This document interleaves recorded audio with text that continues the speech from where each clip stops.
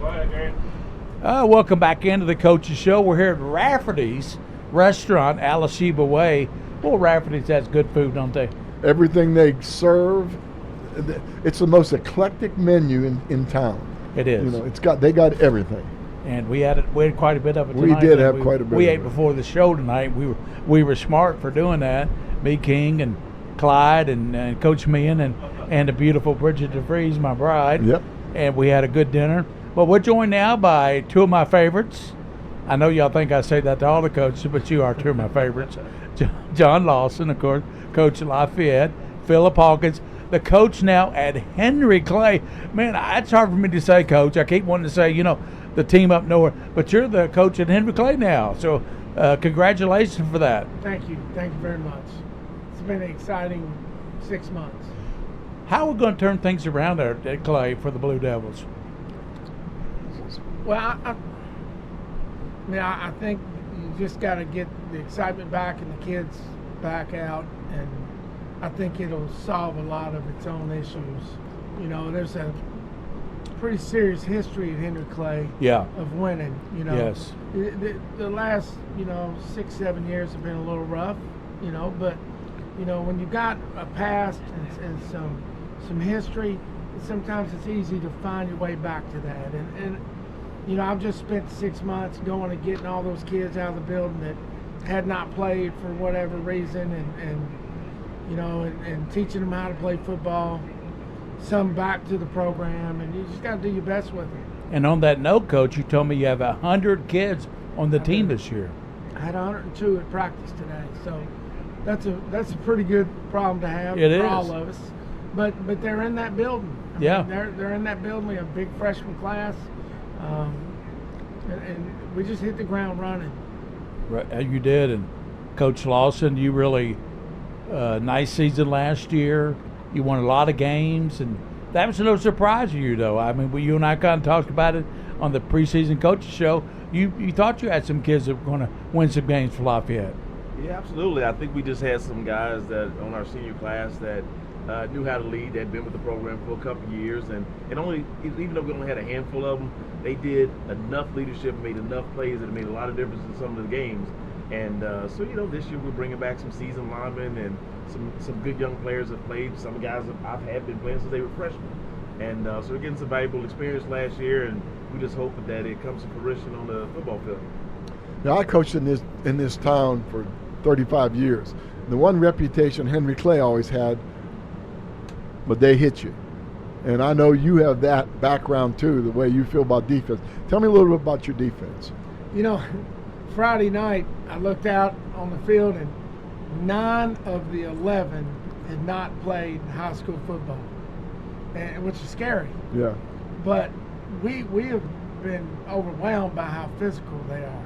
I think kids naturally start to take, the personality of their coaches, and as you said, I do like the kids to be fairly aggressive, and we finding athletes to be DBs and physical kids to be linebackers is an important part of your success. And we just made a concerted effort as we wade through all these kids to find out who the physical, aggressive kids were and that liked contact. One of our safeties this year is a high-end wrestler. He's a 6'1", 180-pound wrestler that does not mind contact. So, and he's super athletic. Yeah. So you teach that kid, he has no trouble coming up the alley and making a tackle. So, you just got to find the most physical kids, and we want them to fly to the ball, and I think they create their own turnovers for you when they're physical. And I think we had forced a couple fumbles Friday night, and most of it was just physicality. John, what about your team? How do you look as far as size goes on the offensive and defensive line? I'm not going to say I have any huge guys. I mean, we have average-sized dudes. I mean, I have a couple maybe 6'1", 6'2" guys, but they're technicians, and so we have to rely on that when we don't have size. Yeah. So they have to be really good with their hands and feet. And with part of my new coaching staff, that's something we brought to the table where these guys are, better with their hands and feet and their eyes. So if they can get in the right place, in the right position, we have enough athletes around us that it can make a difference any Friday night. And but I think the biggest obstacle for us this year is just having a team that has lost so many games the first couple years. We finally know how to win. Now we got to know how to win on top of winning. It gets harder, not easier, just because you're winning. Yeah. And that mentality's been really hard here lately. Even though I have a good group of kids, they now realize that, look, we've won a lot of games, but you have to work harder than you did last year to keep winning. Yeah. It's not going to come easy. So not that they haven't been trying to meet those expectations, but that's just something I think we need to keep working towards. Coach Hawkins, you've been at this a long time. You had success at Bryan Station, took them to the state championship game a few years ago, defeated Trinity, I think the last year before. The last team that beat Trinity, I think. They're undefeated since then. So tell us what you think it is to instill the mental aspect in the players. I'm going through something very similar than I went through 5-6 years ago when I first got to Bryan Station. Very similar to what he talked about. You're inheriting a team that won one game last year and was 0-11 the year before. So those kids have not seen a lot of wins. And Bryan Station was not too far removed from that when I got to Bryan Station. I think they'd won 2 games the year before, maybe a game the year before that. So, my thing is we got to teach the kids how to win. And then once we teach them how to win, we got to teach them how to win again. Yeah. And then, he and I were talking on the way out to the trailer here that there's such a gap in 6A football. You can be a great 6A high school football team, win 7, 8, 9 games every year, and still not close the gap that it takes to get you into, regional championships, semifinals, state championships. What you're saying to me, to get you to the level of the Trinities and the X's in the world, the male teams like that, is what you're saying. Yeah, I had immediate success at Bryan Station, but the kids didn't have the experience of those massive games. So over a couple-year period, we had to expose them to, opening season with Trinity, Boyle, Bowling Green, Ballard. That was the first 4 of the year. Yeah. We went to the semifinals Easy and game. the state championship game. So, you got to put yourself out there. And then that's a fragile thing to do when you're taking over kids that haven't won a lot. I can't throw them to the wolves, but I'd like to. I'd like to say, hey guys, let's go play Boyle County. But I can't do that until I teach them how to win. And so I'm looking for small successes with these guys this year. And who knows, they might, figure out how to win some games. And if they do, then you build on it, the next year. It's a process. And I've told my staff that this might not turn around as fast as Bryan Station did. It was overnight at Bryan Station. I won 10 games my first year there, and people thought I had some magic wand. I didn't have a magic wand. It just lined out for me that way. Henry Clay has the propensity to win. It is there. With those 102 kids I have, they have the ability to win. We saw a little bit of it Friday at the scrimmage. So they do know how to win. We just got to, make that a consistent part of what we do. Coach would agree with me. One of the best games we've seen on radio or TV was about 10 years ago or 12. Went to Meade County to see Henry Clay play them in a playoff game. Tell them how good that game was. That game was fantastic, the whole game. Henry Clay got off the bus. I'll tell you what, the coaches at Meade County said, oh my God, we got to play this college team. Getting off the bus, it definitely had the look, didn't it? Yeah, but Meade County stopped them at the very end on the 2-yard line, and that won the game. John. Yes, sir. The 2 coaches we talked to early, Coach McPeak and Hawk, they talked about one thing that people overlook a lot that they saw as a weakness for them was starting quickly in a game. So what happens when you have young kids, they get psyched up in the pregame and they blow all that energy and then they let up because they have to. It's just their body. Do you have ways, both of you guys, do you have ways to just calm them down, get them concentrating so they're ready to play football? That is also a learning curve. with each year, the chemistry of the team's a little bit different. And so even with our scrimmage on Friday night, we looked so elite during warm-ups. It was unbelievable. I thought these guys are going to catch everything. We're going to make all the plays. We get out there, had a couple downfalls. Things didn't work out real well. But, you know, I really talk about the mentality no matter what you go through, dealing with adversity. And that's the only way I can kind of keep the peace, per se, of what you're looking for. So if something goes wrong, my kids never hear me talk down to them. We'd be like, we're moving on to the next play, because we can't sit back and wait on what just happened. So I have this I'm going to move forward mentality all the time, whether we make a good play, bad play, or indifferent. And I'm hoping that that will translate to them eventually to the point that they understand that that's just one play of the whole day. That's just the warm-up or whatever, but we have to keep moving forward. Coach, how do you start fast? Yeah, I mean, I've struggled with that as a head coach, too. I've had very, very good football teams find themselves in holes in football games. And, you know, I think if you're patient and, you know, make the kids understand that the next play should be your best play, you know, you can overcome some of that. You know, I have also coached some teams, if they got a lead on you, it was over for you. If you got a lead on them, I felt like I was having to do everything but play in the game to get them back in it. So, you know, personality of the team is going to dictate a lot of that, maturity of the players, those kind of things. You know, we made some mistakes Friday night. One good sign from our scrimmage, our quarterback, about the third play on offense, threw a pick six. Now, and I thought, well, you know, here we go. We're going to find out. And then they kicked it off to us, and we ran it back, you know. So that immediately put us back at where we needed to be. So, you know, I just think that sometimes kids are fragile, and the mental toughness it takes sometimes, you got to really, really grow that as a coach. And you're going to have to experience it. I mean, Trinity is a good example. You can get a 2-touchdown lead on Trinity. I did it. I've done it in the state championship game. They're not going away. No. They're the same in the fourth quarter with 1 minute left. And if you could model a team, that's a good example, because they're just steady as you go all night long. They don't make a lot of mistakes.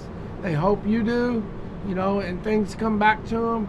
Finally, they draw even to you, and then before you know it, they're a touchdown ahead of you, and you know, then you start to panic, and that's just a culture piece you got to teach your kids, and you know that's what's going to separate you in the end anyway.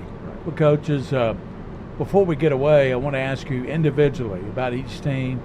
Tell us about your quarterback, your running backs, your offensive scheme, and the defense for each team, if you would. And it doesn't matter who goes first if you want to.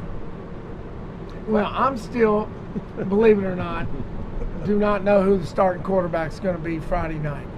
I got two seniors that are very similar in size and style and ability, and we've really just been watching to see who manages a football game better right now. One thing I will say that we've been able to attract some very athletic kids from other sports that has allowed us to throw the ball around to some kids that can make plays. You know, we picked up a basketball player that's ultra talented kid with that ball in his hand, and we're blessed. He ran 2 kickoffs back Friday night, 2 in a row. So he's just new to football, but he's so athletic, and we've got some big tight ends, and you know, we've got the pieces. The offensive line seems to be doing fairly well right now, and that's always been a struggle for my teams is getting that offensive line right. And, you know, I think what you'll see from us is I'm going to have to control the pace of some of these games early, because they don't have a lot of experience, and I'm going to have to keep the games in front of them. But I think that we have a lot of different opportunities and ways to score the football. What about you, Coach Lawson? Well, for me, I was telling them earlier, like, this is my 4th season, is my 4th starting quarterback. So consistent play at our quarterback is a huge factor.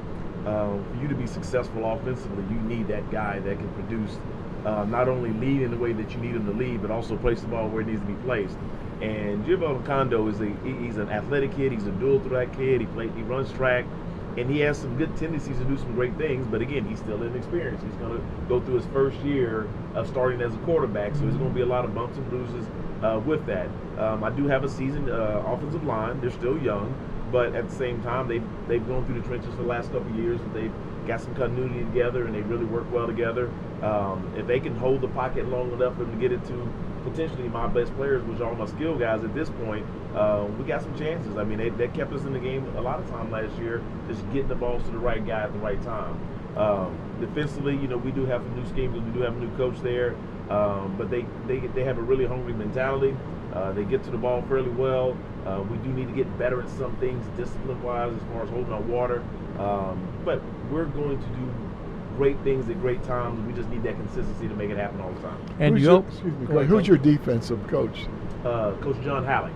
Okay. He's been around. He was with me when we went to state back in 15, 16. Yeah, he actually coached my son before he went off to college. He's been around. So he's been around for a bit. I think it was with Creek last year, and he was a head coach for a bit there. But yeah, John Halleck, he's been around for a bit. Good. Coach Lawson, you open up with Collins. That's at Fayette County Bowl, they used to call it. Yes, sir. Henry Clay's playing that as well. Second ball game. What do you know about Collins? Have you seen them, or what kind of game you expect? They have a stud as a quarterback. That guy is a D1 athlete across the board. He threw for a couple thousand yards, ran for about the same last year. Our biggest job is going to be to ran for about the same as 2,000. I think that's what I remember hearing. He can get out the pocket and run as well, so he's well-rounded, and they got some good athletes on the outside. We just need to get some pressure on them, throw them off the game a little bit. We probably need to slow the game down a little bit for ourselves, which I believe we have a pretty good running game to maybe help that out with us, keep that guy off the field as much. But it's definitely going to be a good test for us, especially for my young corners. But we're preparing well this week. The coaches have come up with some good schemes, and we're looking forward to the matchup. And Coach Hoggins there at Henry Clay, you have you open up with looks like North Oldham and that Fayette County, and then you got Madison Southern, Henderson, George Rogers Clark, Dixie, North Bullitt, Lafayette, and then you have Dunbar, Tates Creek, and Connor. So you end up with Connor.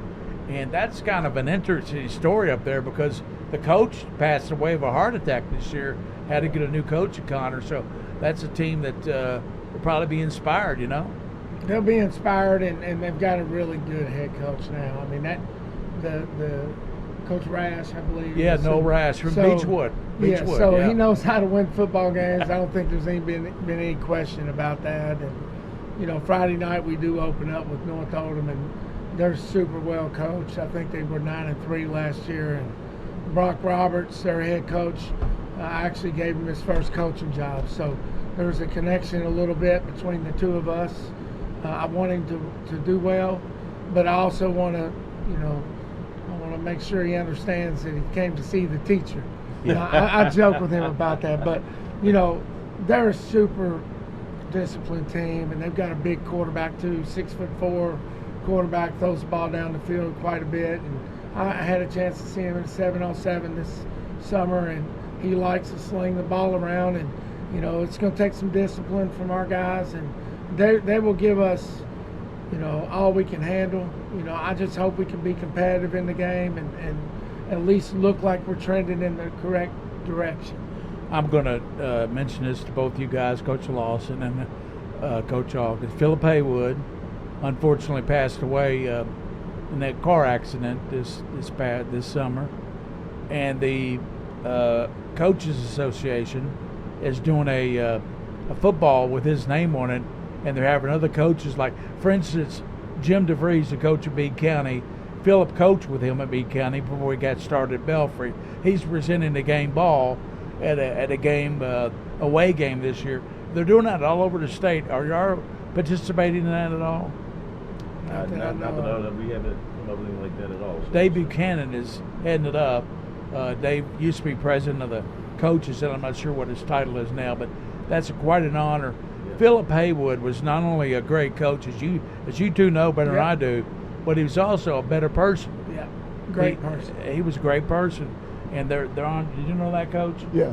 I think it's a neat tribute, and there couldn't be a better guy to represent football as it is a sport inside the classroom and on the field as Philip Haywood. So that was a loss for everybody. Yeah, and we appreciate the job that you both have done at the station out at Henry Clay at Lafayette, because we love high school football. So when you love high school football, you want all the teams, every team to succeed, because it doesn't do good for us in our ratings if we don't have good teams on the field. So you guys are a credit to that, the way you've turned Bryan Station program around at Henry Clay, trying to turn it, and you at Lafayette. And I will say this too, when I see you, John, I get psyched. I don't have any playing time left in me, but you get me excited. And you got that grin on your face like you know something we don't know.